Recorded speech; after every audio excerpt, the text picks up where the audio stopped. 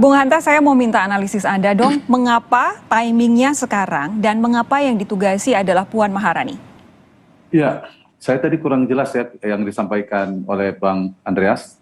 Saya ingin menjawab pertanyaan Sophie baik.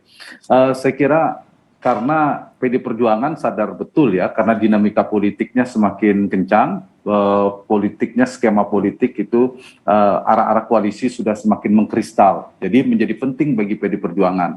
Di dalam politik itu betul ada kandidasi dan eleksi. Kalau dalam kandidasi pencalonan, PD Perjuangan itu eksklusif merupakan satu-satunya partai yang bisa mengusung capres tanpa berkoalisi, dapat satu boarding pass, betul. Bahkan punya figur-figur potensial. Tetapi dalam sisi winning the election, untuk memenangkan pertarungan, PD Perjuangan merasa perlu, butuh, saya kira kerjasama dengan partai-partai lain, lintas ideologi, berbagai macam ceruk yang harus disasar, sehingga untuk memenangkan pertarungan, saya kira butuh kawan koalisi, sehingga menjadi penting bagi PDI Perjuangan untuk segera membangun komunikasi. Apalagi sekarang sudah terbentuk 3 ya, Sophie, kalau kita lihat tadi di prolog Kompas juga.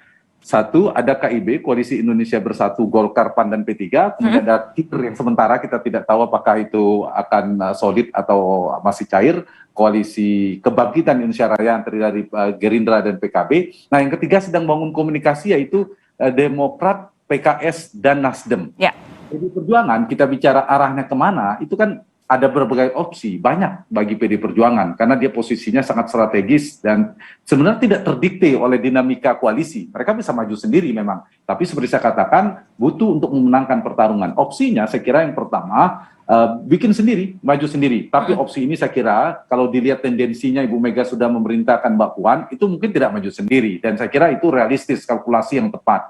Nah, sehingga opsinya tinggal 2. Kalau ajak ya koalisinya, bergabung ke KIB atau koalisi yang satunya, koalisi bersama Gerindra dan PKB, itu opsinya bagi PD Perjuangan. Okay. Nah, yang ketiga, tadi kan masih Sophie tadi sampaikan ada apa?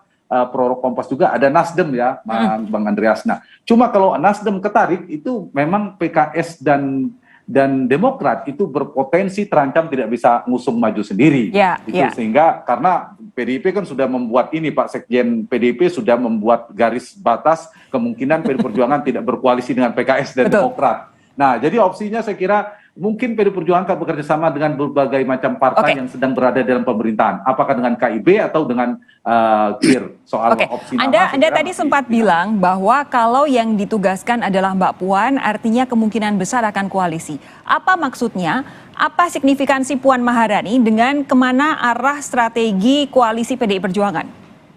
Ya, pertama dari sisi Mbak Puan ya, kita tahu Mbak Puan adalah selain kita tahu putri mahkota Ibu Megawati, beliau posisi strategis di Perjuangan, jadi 2 paket sekaligus ini. Satu membangun koalisi, sisi yang lain ada Mbak Puan Maharani. Jadi bisa dibaca bahwa PD Perjuangan masih memasukkan radar nama Mbak Puan Maharani untuk dinamika Pilpres ya, soal kandidat. Meskipun lagi-lagi itu dinamis.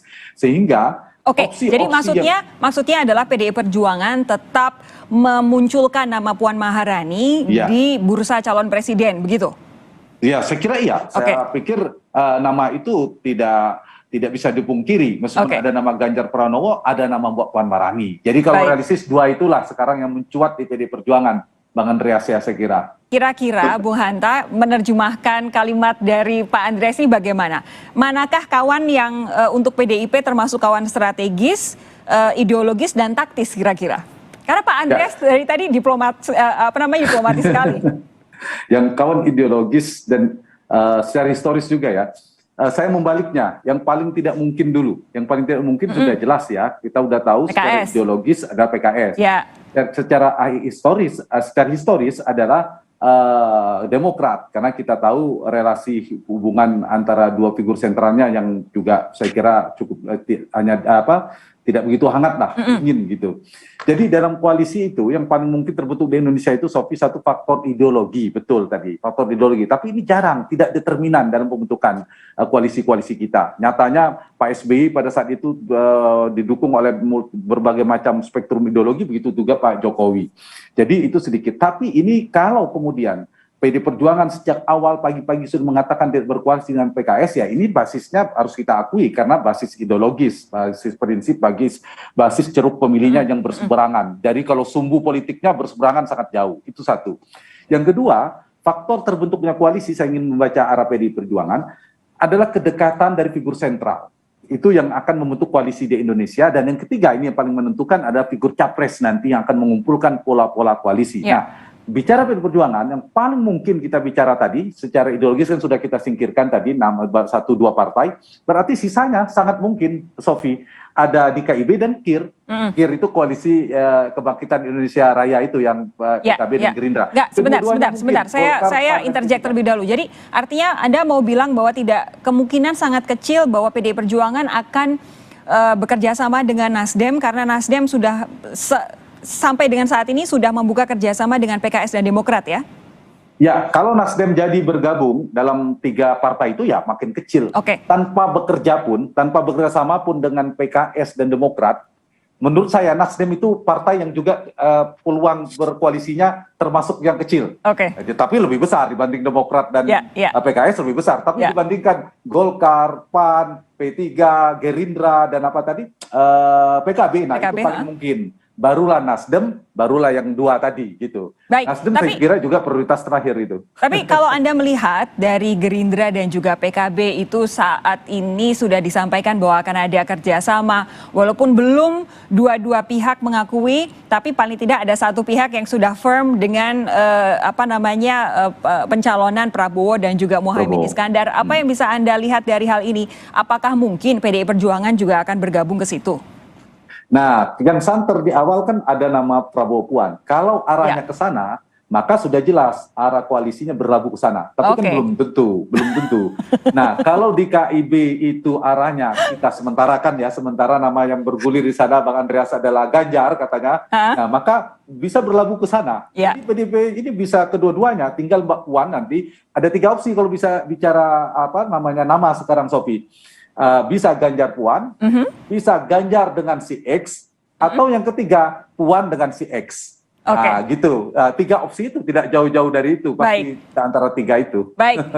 Tadi dari pernyataan Pak Andreas yang saya garis bawahi ini menarik sekali. Pak Andreas bilang mengapa Bu Mega terkesan skeptis terhadap koalisi ini, pasti juga akan memengaruhi keputusan berapa poros, berapa koalisikah nantinya yang akan maju ke pemilu 2024. Tapi kalau Bung Hanta menilai saat ini cara-cara partai politik berstrategi, cara mereka membuka komunikasi, lalu simbol-simbol yang ditunjukkan, kira-kira nanti kita punya berapa poros sih menuju 2024 yang paling masuk akal? Ya, betul. PDIP termasuk variabel yang menentukan kita menjadi 2 atau 3 poros. Kalau 4 memungkinkan sekarang realitasnya kalau Demokrat, PKS, dan Nasdem bergabung. Tapi kecil kemungkinan menurut saya. Nah, kalau PDIP kemudian, kalau 3 partai itu kemungkinan jadi yang tadi dua pemerintahan plus Nasdem, mungkin PDIP dan semua itu akan bergabung. Itu terjadi 2 poros. Nah, tapi bisa juga 3. Saya sih berharap ya boleh-boleh saja 2 atau 3. Tapi 3 nanti kan kita tetap ada 2 putaran ya, untuk mengurangi potensi besar kontraksi politik kalau 2 poros yang bipolar gitu. Kalau tripolar kan agak ketegangannya berkurang. Kepecah begitu ya?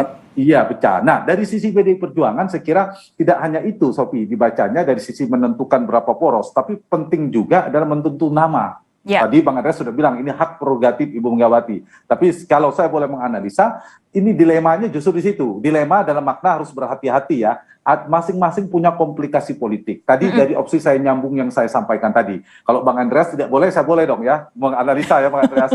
Satu misalnya, kalau Ganjar berpasangan dengan Mbak Puan, maka ini sama-sama basisnya sama PDI Perjuangan, sama-sama Jateng. Itu tidak bagus buat PDI Perjuangan, karena untuk memenangkan Indonesia harus bekerja sama. Dan itu bisa menjadi musuh bersama bagi partai lain.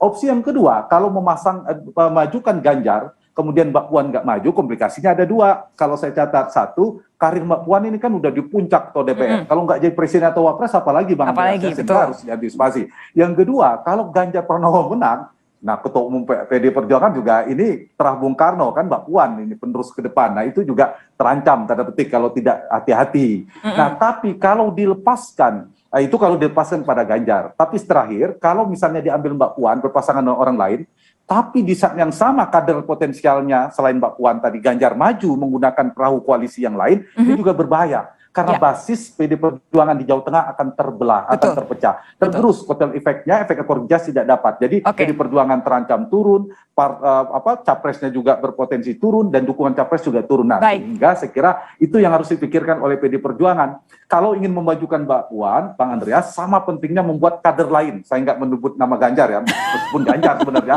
itu dipastikan tidak boleh maju juga, supaya suaranya tidak tergerus. Sama pentingnya. Tapi kalau Ganjar tidak maju, Mbak Puan ya saya kira bisa solid juga suara PD Perjuangan. Baik, Bung Hanta, terima kasih sudah bergabung di Sapa Indonesia malam hari ini. Sehat terus, kita jumpa lagi lain waktu ya.